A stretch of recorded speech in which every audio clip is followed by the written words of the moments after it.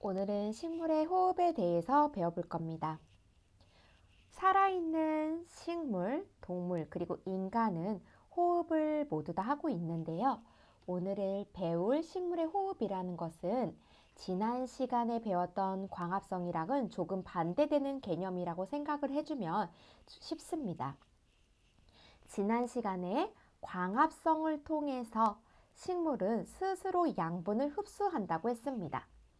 동물이나 사람은 예를 들어서 음식을 만들어서 먹거나 혹은 동물들은 다른 동물을 잡아먹거나 식물을 먹음으로써 우리가 삶에 필요한 에너지를 얻지만 식물은 스스로 움직일 수 없기 때문에 무언가를 잡아먹거나 요리를 할 수가 없고 빛 에너지를 통해서 물과 이산화탄소를 스스로 합성할 수 있는 포도당과 같은 양분을 합성해서 에너지를 얻는다고 했습니다.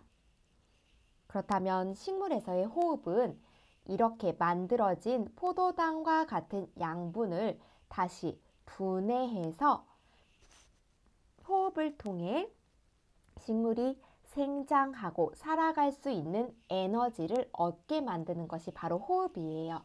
자, 그러면 식물의 호흡 한번 살펴보겠습니다.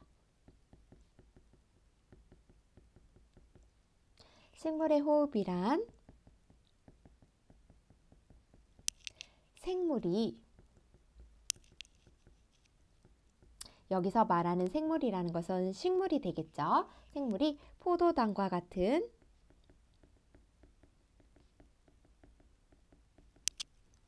양분을 분해하여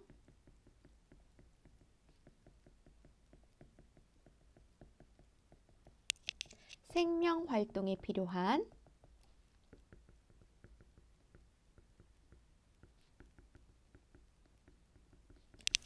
에너지를 얻는 과정입니다.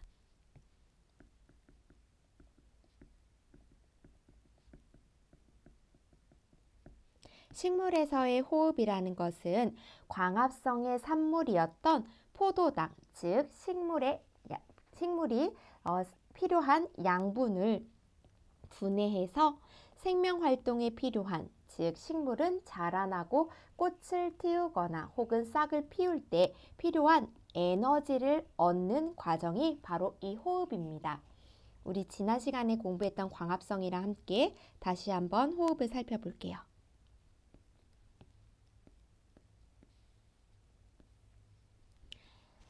식물은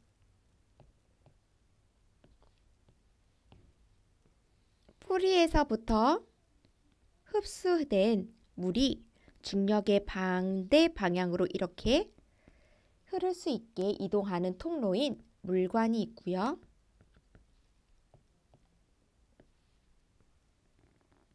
그 옆에는 양분이 이동되고 있는 체관이 있습니다. 지난번에 배웠던 광합성을 살펴보면 물관을 통해 이동된 물과 식물의 기공을 통해서 흡수된 이산화탄소가 만나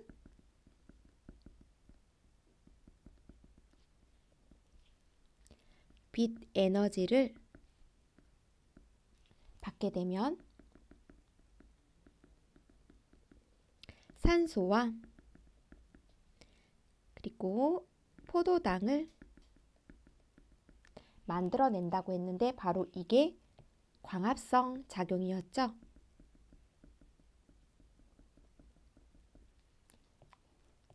호흡은 반대로 산소와 포도당, 즉 광합성을 통해서 만들어진 생성물인 산소와 포도당이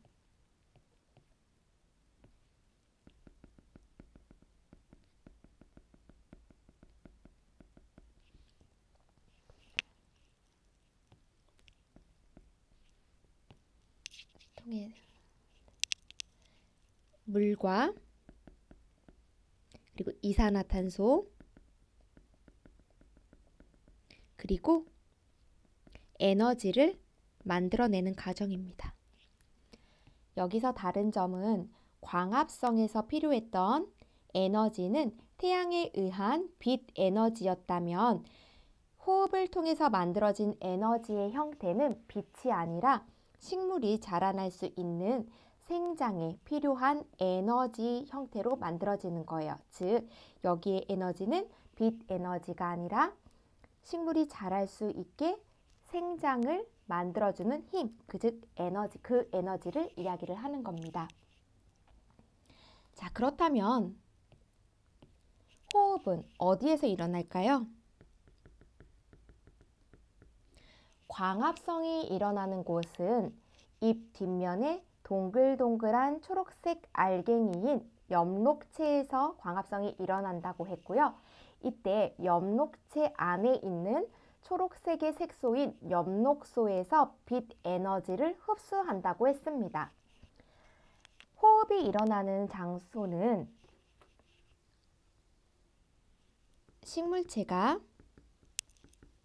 식물체를 구성하는 모든 살아있는 세포에서 일어난다고 합니다. 즉, 광합성은 이렇게 광합성이 일어날 수 있는 엽록체가 있는 세포에서만 일어나지만 호흡은 식물체를 구성하는 모든 살아있는 세포에서 일어난다고 해요. 예를 들어서 우리 증산작용에서 배웠던 기공이 있었고 기공 주변에 공변세포가 있었고 공변세포 주변에는 체세포들이 있었잖아요. 여기가 기공이었고요. 공변세포에는 엽록체가 있기 때문에 공변세포는 광합성이 일어나지만 체세포에는 엽록체가 없기 때문에 광합성이 일어나지 않는다고 배웠어요. 그런데 이 공변세포와 체세포가 모두 이 살아있는 세포에서는 공변세포에서도 호흡이 일어나고 이 체세포에서도 똑같이 호흡이 일어납니다. 그래서 호흡이라는 것은 식물체를 구성하는 모든 살아있는 세포에서 일어납니다. 두 번째로 시기를 한번 알아볼까요? 광합성은 빛이 있을 때 주로 낮에 잘 일어난다고 했고요. 인공적인 빛에서도 광합성은 일어난다고 했는데 호흡이라는 것은 사람의 호흡이랑 비슷해요. 사람도 항상 호흡을 하고 있잖아요. 식물도 마찬가지입니다. 식물의 호흡도 항상 일어나고 있습니다. 자, 그렇다면 이번에는 호흡에 필요한 물질과 생성되는 물질에 대해서 한번 알아보겠습니다. 호흡에 필요한 물질 그리고 생성되는 물질.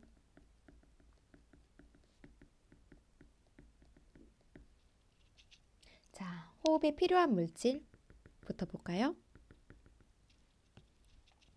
아까도 얘기했지만 광합성으로 만들어진 물질이 호흡에 사용되고 또 호흡에서 의해서 만들어진 물질이 다시 광합성에 사용된다고 했습니다. 그래서 산소, 광합성으로 만들어지는 두 가지의 물질이 산소와 포도당이었죠.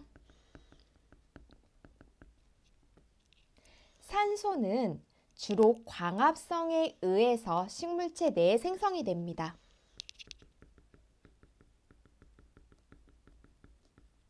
광합성에 의해 생성되거나 혹은 식물체 내에서의 모든 기체들이 출입할 수 있는 통로가 어떤 게 있었어요? 바로 기공이 있었죠. 공기 중에 있는 산소가 기공을 통해서 흡수되기도 합니다.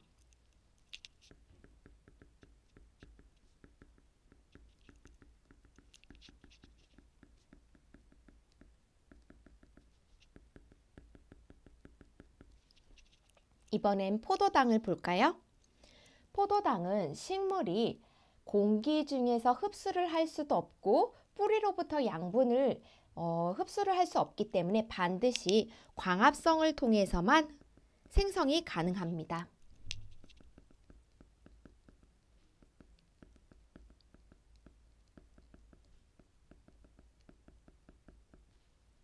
자, 이번에는 생성되는 물질을 한번 알아보겠습니다. 이 생성되는 물질이라는 것은 다시 광합성에 사용되기도 된다고 했으니까 광합성의 재료였던 이산화탄소가 있겠죠? 이산화탄소는 광합성에 사용되거나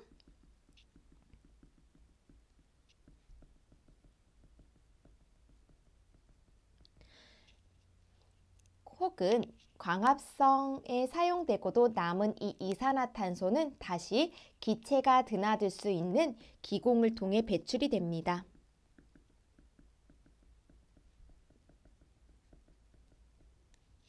자, 다음으로는 물이 있었죠?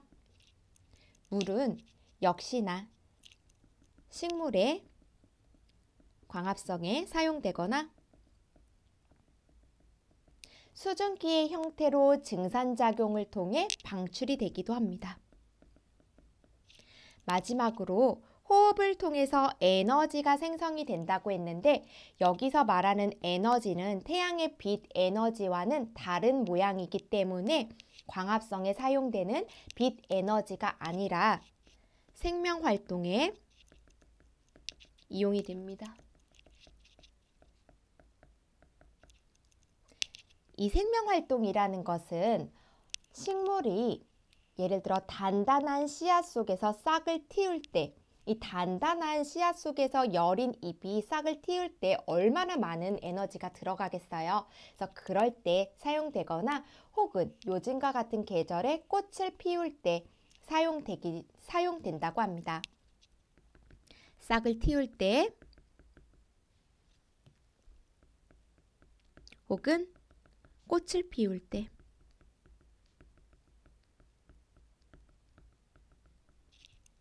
자, 이번에는 광합성과 호흡으로 생성되는 기체를 알아보기 위해서 실험 두 가지를 알아볼게요. 유리종 안에 하나는 촛불이 있고요. 하나의 유리병 안에는 촛불과 함께 식물이 같이 있다고 실험을 하고 처음 햇빛이 있는 곳에다가 놔두었다고 합니다. 첫 번째, 햇빛이 있을 때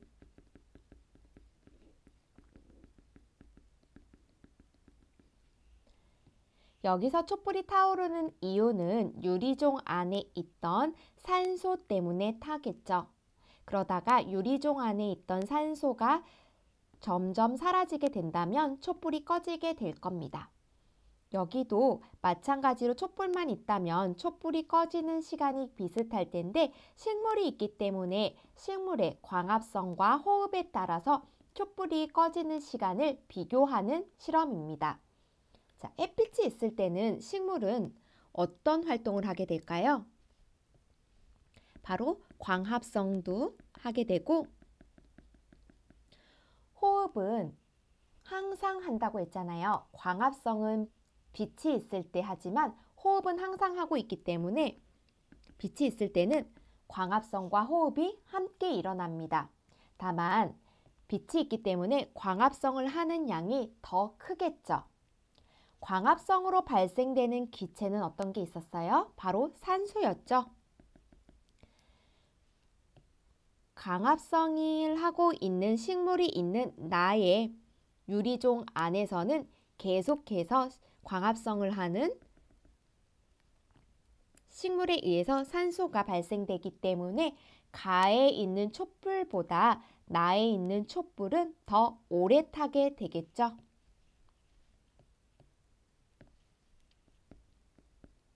나의 촛불이 가의 촛불보다 더 오래 탄다.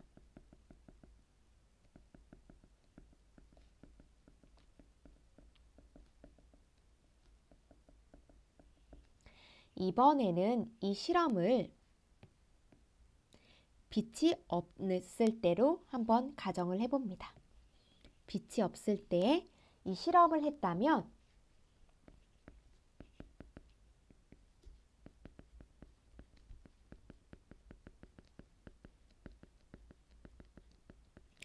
빛이 없기 때문에 식물은 더 이상 광합성을 할 수가 없고 호흡만 일어나겠죠. 호흡으로 발생되는 기체는 이산화탄소라고 했어요. 이 이산화탄소는 촛불이 산소와 만나는 것을 막아주기 때문에 불을 끄게 만드는 성질을 가지고 있습니다. 그래서 만약 햇빛이 없을 때는 식물의 호흡 때문에 가에서의 촛불보다 나에서의 촛불이 이산화탄소 때문에 더 빨리 꺼지게 됩니다. 나의 촛불이 가의 촛불보다 더 빨리 꺼진다.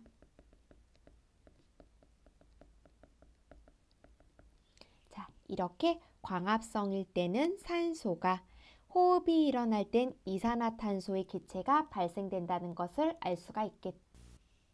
자, 두 번째 실험은 호흡으로 발생되는 이산화탄소를 확인하는 실험입니다. 호흡만 일어나기 때문에 빛이 없는 어둠 상자에서 이루어질 실험이고요. 두 개의 집기병이 있는데 하나의 집기병에는 식물이 있고요. 다른 하나는 비어 있습니다.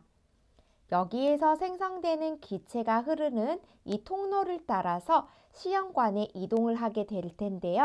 이 시험관은 각각 똑같이 석회수로 채워져 있습니다.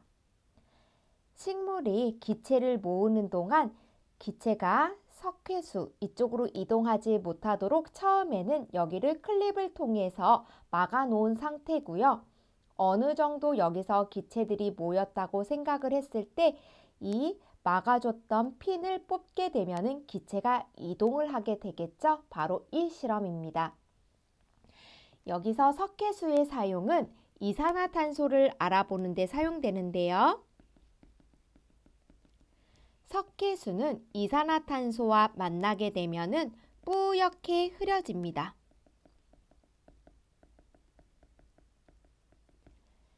석회수가 그대로 있는 곳에서는 이산화탄소가 발생되지 않을 거고요.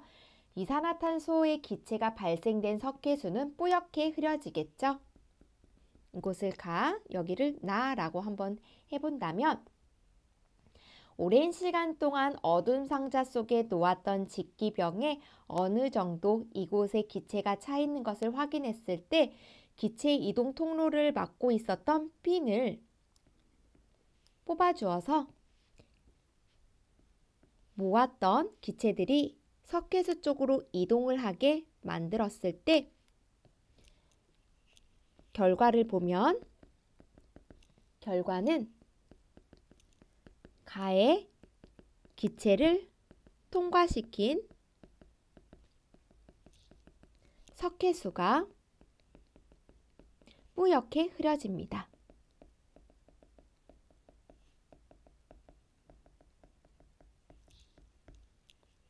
이것을 통해서 알 수 있는 것은 두 가지가 있는데 결론은 첫 번째, 빛이 없어도 우리 어둠 상자, 즉 빛이 없는 곳에서 이 실험을 한 것이기 때문에 빛이 없어도 호흡은 일어난다.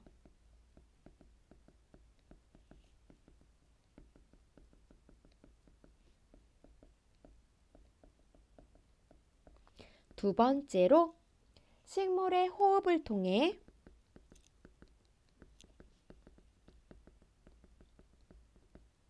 바로 이산화탄소가 생성된다.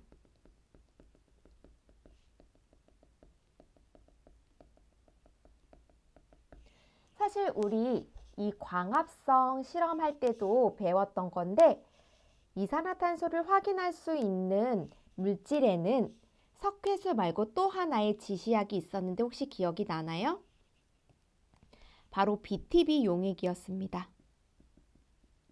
이 BTB 용액은 이산화탄소와 만나 노란색이 된다고 했는데요.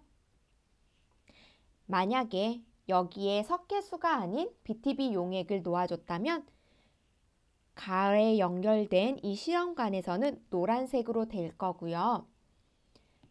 호흡이 일어나지 않는 나와 연결되어 있는 BTB 용액은 색깔의 변화가 없겠죠? 자, 그렇다면 이번에는 광합성과 호흡을 같이 비교를 해보겠습니다. 자, 장소부터 볼까요? 광합성이 일어나는 곳은 엽록체라고 했고요.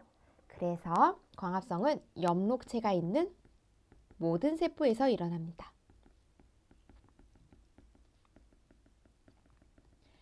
반면에 호흡은 살아있는 모든 세포에서 일어납니다.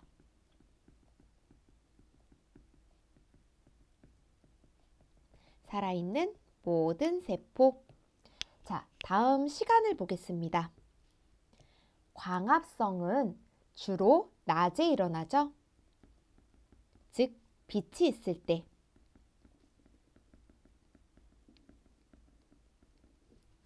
빛이 있을 때라는 말은 태양빛이 아니라 인공적인 빛 아래서도 광합성은 일어나기 때문입니다. 반대로 호흡은 사람의 호흡과 비슷하다고 했어요. 그래서 사람은 항상 호흡을 하고 있기 때문에 식물도 마찬가지로 항상 호흡을 합니다. 자, 다음 광합성에 필요한 물질 한번 볼까요? 광합성에 필요한 물질과 그리고 생성되는 물질 한번 비교해 보겠습니다.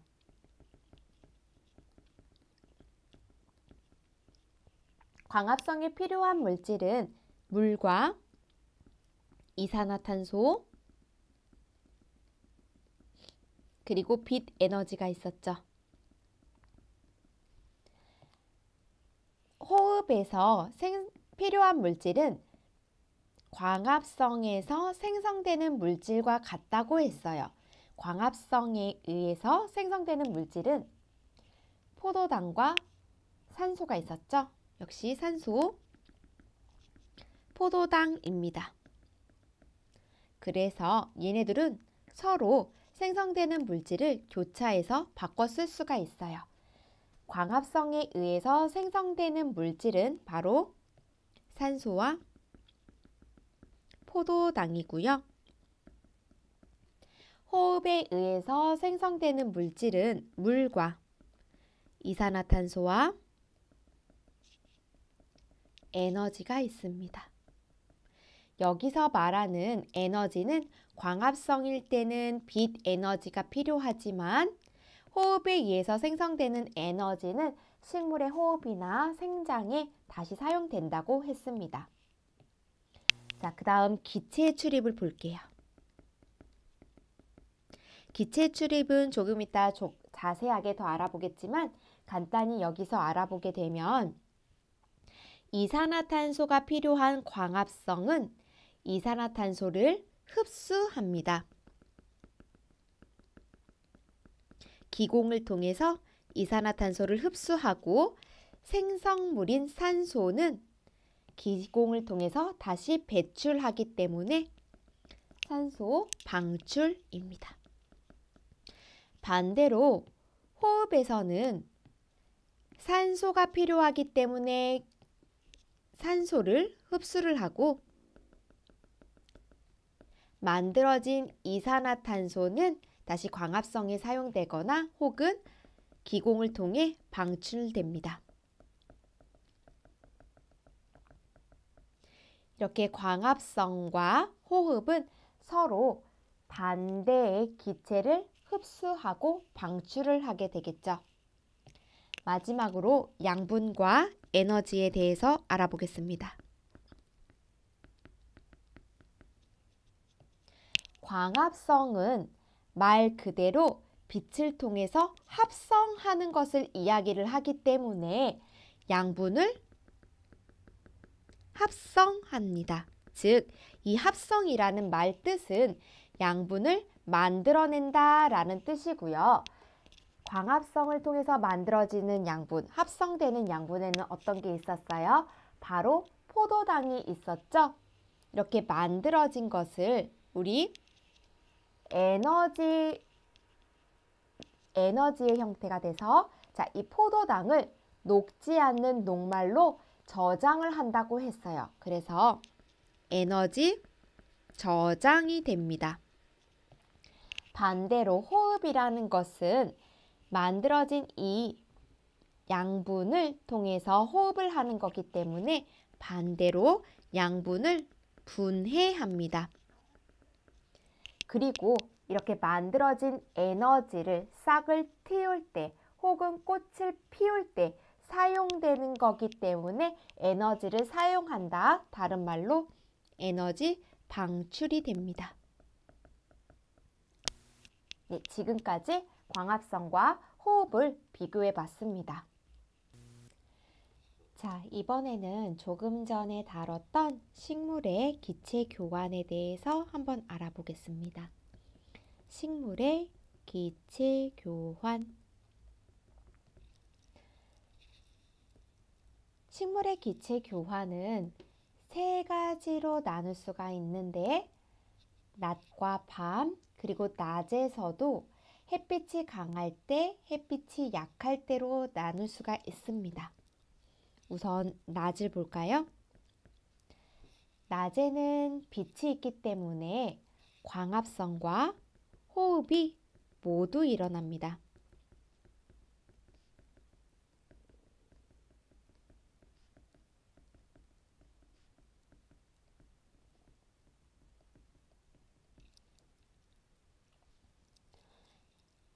낮을 한 번 더 나눠 보겠습니다. 첫 번째, 빛이 강할 때. 두 번째로는 빛이 약할 때.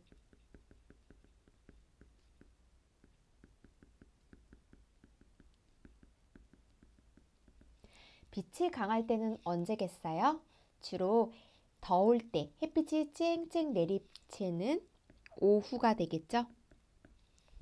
그리고 빛이 약할 때는 해가 터오를 때나 해가 질 때 오전 시간이라고 한번 해볼게요. 혹은 일몰 때니까 약간 저녁 시간이라고 해볼까요? 빛이 강할 때는 산소를 내뿜는 광합성의 양이 더 클까요? 아니면 이산화탄소를 내뿜는 호흡의 양이 더 클까요? 빛이 강할 때는 광합성의 양이 호흡의 양보다 큽니다. 즉, 이때는 이산화탄소가 흡수되고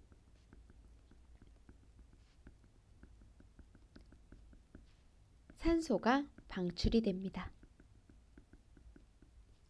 다시 한번 빛이 강할 때는 광합성이 호흡보다 더 우세해요.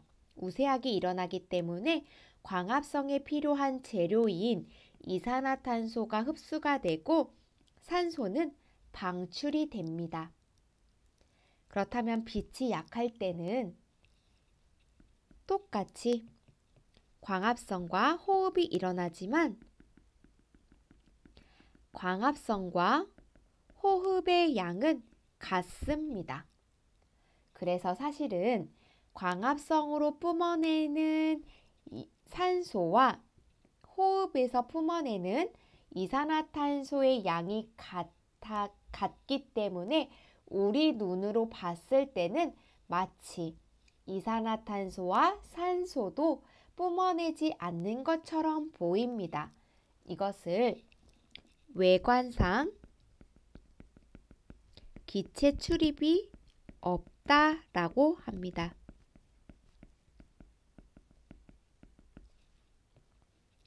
자, 마지막으로 밤일 때 한번 볼까요? 밤에는 빛이 없기 때문에 광합성은 일어나지 않고요. 호흡만 일어납니다.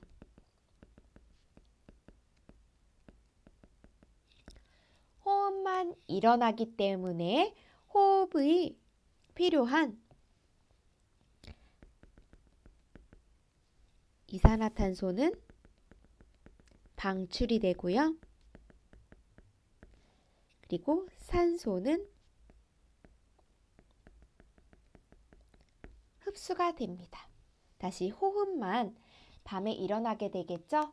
빛이 있어야 광합성이 일어나는데 밤에는 햇빛이 없기 때문에 호흡에 필요한 산소는 흡수가 되고요. 이산화탄소는 방출이 됩니다. 자, 다음은 광합성으로 만든 양분의 사용에 대해서 알아보겠습니다. 광합성으로 만든 양분의 사용입니다. 우리 광합성을 통해 만들어진 양분 어떤 게 있었나요? 네, 바로 포도당이 있었죠. 자, 포도당 한번 볼게요. 포도당은 광합성에 의해서 만들어지는데 포도당이라는 것은 물에 굉장히 잘 녹는다고 했어요. 그래서 얘네들이 물에 잘 녹기 때문에 물에 녹지 않는 녹말 형태로 저장을 한다고 했습니다. 우리 광합성 배울 때 배웠던 이 실험이 하나 있었는데 기억나나요? 광합성의 산물로 만들어진 녹말을 확인하기 위해서 아이오딘이나 칼륨을 떨어뜨려서 녹말이 만들어지는 것을 확인하는 실험이었죠. 그래서 엽록체 안에 있는 엽록소를 탈색시키기 위해서 중탕으로 가열을 했고 여기에 아이오딘이나 칼륨을 떨어뜨려 청람색이 됐을 때 녹말이 만들어졌구나를 확인하는 실험이었습니다. 바로 이 광합성으로 만들어진 포도당 그리고 포도당이 물에 잘 녹기 때문에 녹지 않는 녹말의 형태로 저장하는 이 양분이 어떻게 변화가 되고 또 어떻게 사용되는지를 한번 살펴보겠습니다. 첫 번째, 양분의 생성입니다. 광합성을 통해서 포도당이 만들어지기 때문에 포도당은 광합성이 일어나는 주로 낮에 생성이 되겠죠. 이때 포도당은 물에 녹지 않는 녹말 형태로 저장됩니다.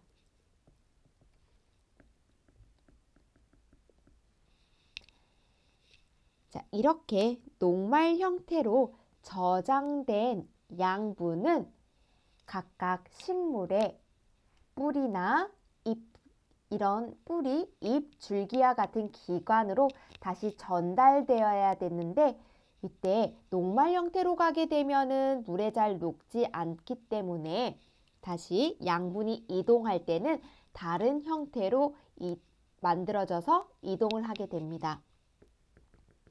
양분의 이동은 밤에 이루어지고요. 녹말은 다시 설탕 형태로 바뀝니다.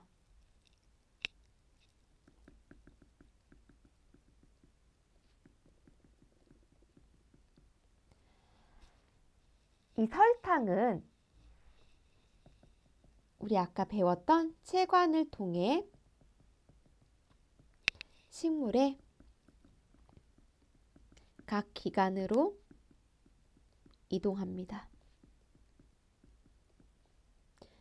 물이 움직이는 통로가 물관이었다면 이렇게 양분이 움직이는 통로는 체관입니다.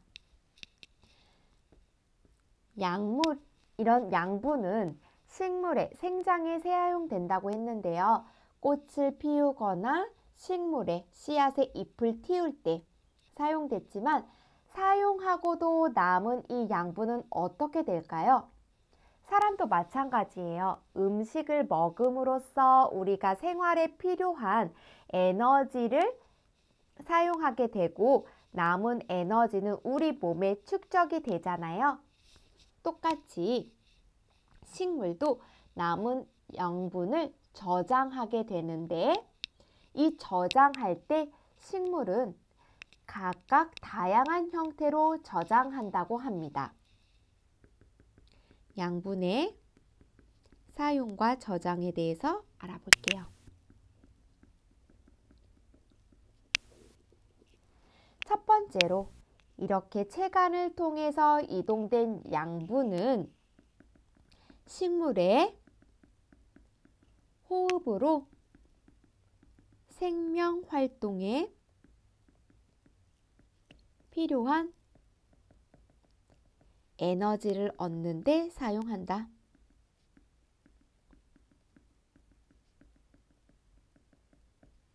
즉, 양분은 호흡에 생명 활동에 필요한 에너지를 얻는 데 사용이 되고, 두 번째로는 식물체를 구성하는 성분으로 사용됩니다. 생장에 사용돼요. 꽃을 피울 때, 싹을 틔울 때. 마지막으로 남은 양분은 다양한 형태로 저장됩니다. 한 가지의 형태로 저장되는 것이 아니라 각 식물마다 양분이 저장되는 형태가 다양하다고 합니다.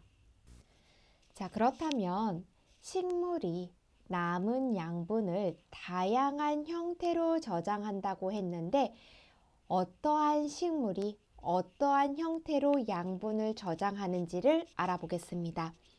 자, 식물의 종류 첫 번째 고구마. 우리 뿌리 맛있게 먹고 있잖아요. 고구마가 양분을 저장하는 형태는 바로 녹말입니다. 녹말의 형태로 어디에다 저장할까 봤더니 바로 뿌리라고 해요. 이렇게 고구마는 뿌리에 녹말로 형태로 양분을 저장을 합니다. 다음 감자를 볼까요? 감자도 똑같이 녹말 형태로 양분을 저장하는데 이때 감자는 뿌리가 아니라 여기서는 줄기에 저장을 한다고 합니다. 그 다음에 양파 볼까요? 양파 우리 먹으면은 맛이 어때요? 약간 달달한 맛을 느낄 수가 있죠. 생양파도 씹으면 씹을수록 달달해지고 구운 양파도 달아지잖아요. 바로 이 포도당 때문이에요. 양파는 양분을 포도당 형태로 바뀌어서 줄기에 저장을 한다고 합니다. 이번에 땅콩을 볼까요? 땅콩은 우리 땅콩 버터 있잖아요. 그걸 좀 생각하면 쉽게 이해할 수 있어요. 우리 땅콩 버터 많이 먹으면 어떻게 돼요? 살 많이 찌잖아요. 땅콩은 지방의 형태로 열매에 저장이 된다고 해요. 자, 다음으로 콩을 볼게요. 콩은 우리가 누구나 알고 있듯이 단백질 형태로 저장을 하고 있고요. 역시 열매에 저장을 한다고 합니다. 자, 마지막으로 환상박피에 대해서 알아보겠습니다. 지금 여기 보이는 것은 식물의 줄기의 단면이에요. 그러니까 여기가 줄기였는데 여기를 반으로 잘랐을 때 이 부분을 관따발이라고 합니다. 관따발이라는 것은 우리가 배웠듯이 양분이 이동하는 체관, 그리고 물이 이동하는 물관들이 모여 있는 곳을 이야기를 해요. 여기서 이쪽 바깥쪽에는 양분이 이동하는 체관들이 존재를 하고 있고요. 안쪽은 물이 이동하는 물관들이 이렇게 있습니다. 이쪽 그림은 옆에서 이 줄기를 본 건데 체관 부분이 떨어져 나갈 수 있도록 줄기의 표면을 이렇게 벗겨낸 거예요. 여기를 벗겨냈을 때 물관은 안쪽에 있어서 이렇게 이동 통로가 있지만 이쪽에 물관, 체관은 이동할 수 있는 통로가 막혀 있는 이러한 상태입니다.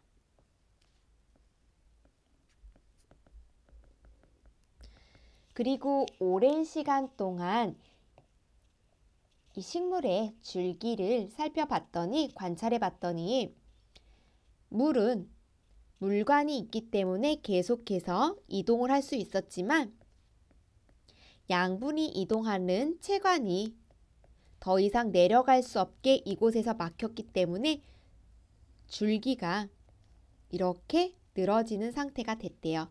이쪽에 양분이 모여져서 이렇게 만들어진 식물의 줄기의 모양을 이야기를 하는 겁니다.